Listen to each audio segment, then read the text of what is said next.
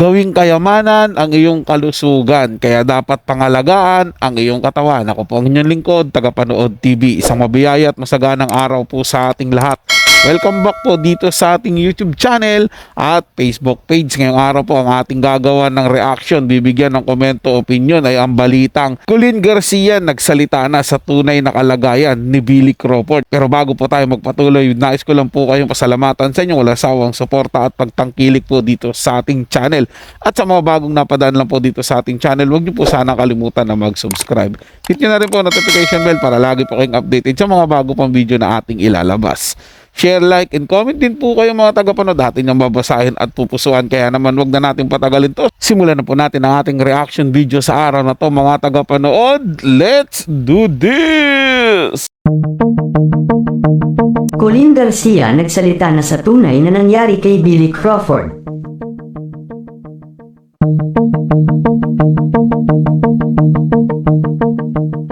Matatandaan na kamakailan lamang ay naging laman ng usap-usapan ng actor-host na si Billy Crawford matapos na mag-trending sa social media ang mga pictures nito.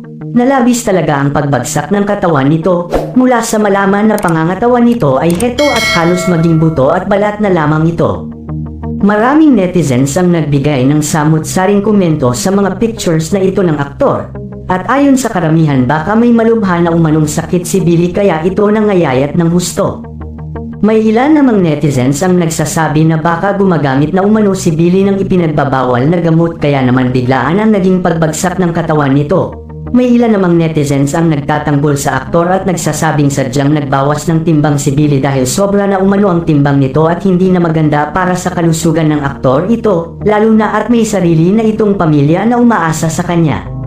Matatandaan na matapos ang show ni Billy sa Kapatid Network ay tumamlay na ang karera nito sa showbiz, na ayon nga sa karamihan deserve nga daw ito ni Billy dahil sa ginawa nitong pang-iiwan sa kanyang matagal na nakasama sa It's Showtime. Matatandaan kasi na mas pinili nga ni Billy na iwan ng It's Showtime noong nahaharap sa matinding dagok ang Kapamilya Network sa takot na baka pati ang noontime show ay magsara din. Mas minabuti nga noon ni Billy ang umalis at lumipat sa Kapatid Network. Ngunit tila nga naging mali ang desisyon niya dahil matapos lang ang halos isang taon ay agad ding pinatigil sa pag-ere ang LOL sa Kapatid Network. Tila nga na-depress si Billy matapos ang mga pangyayaring ito dahilan para maging ganito na ang nangyari sa katawan ni Billy. Labis nang nag-alala ang fans ni Billy para sa kalusugan nito lalo na nga nang mag-trending ang mga pictures online ni Billy na labis ang ipinayat nito.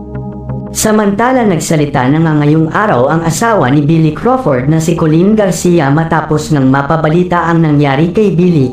Ayon na kay Colleen, "Opo, totoo po, hindi po maganda ang lagay ngayon ni Billy.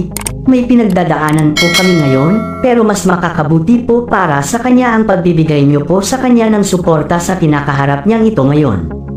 Hindi ko man po ma-explain sa inyong lahat ang kanyang pinagdadaanan dahil na din sa pakiusap ni Billy sa akin. Pero humihingi po ako sa inyo ng hope at dasal na makayanan niya po ang kanyang pinagdadaanan na ito," emosyonal na pahayag ni Colleen Garcia. Sa programang The Voice po ata yun or basta yung singing singing contest po yun mga tagapanood eh.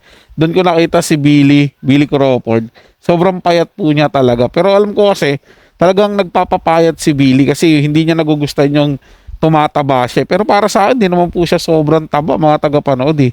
Sakto lang naman eh. Kaya lang siyempre siguro health conscious. Gusto niya talagang physically fit siya, payat siya. Kaya nagpapapayat po siya. Pero wala naman po sigurong sakit o malubhang karamdamang pinagdadaanan si Billy Crawford po ngayon mga tagapanood. At saka hindi po ako maniniwala na gagamit po ng ipinagbabawal na gamot si Billy Crawford mga tagapanood. Hindi niya po siguro gagawin yan kasi siyempre alam naman po natin lalo niya sisirain yung buhay niya. 'Di ba? May anak na nga po siya, may pamilya na siya. Nung kabataan niya, nung binata pa siya, hindi niya ginawa. Ngayon pa kaya na may asawa at may anak na siya, gagawin niya yung mga ganyang bagay na hindi maayos, 'di ba?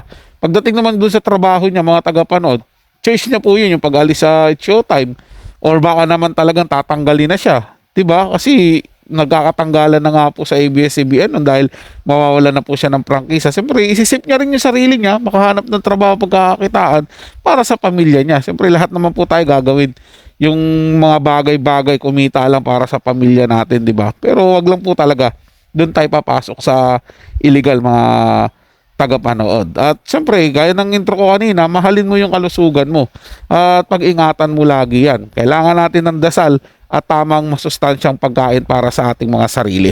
So yun lang po mga tagapanood, no? Nagustuhan nyo po yung ating talakayan sa araw na to. Kung kayo bago lang po na napadaan dito sa ating channel, huwag nyo po sana kalimutan na mag-subscribe. Hit nyo na rin po notification bell para lagi po kayong updated sa mga bago pang video na ating ilalabas. Share, like, and comment din po kayo mga tagapanood, ating yung babasahin at pupusuan. So hanggang sa muli po, ito yung Tagapanood TV. Komento at opinion lamang, wala pong personalan. Paalam po at mabuhay po kayong lahat.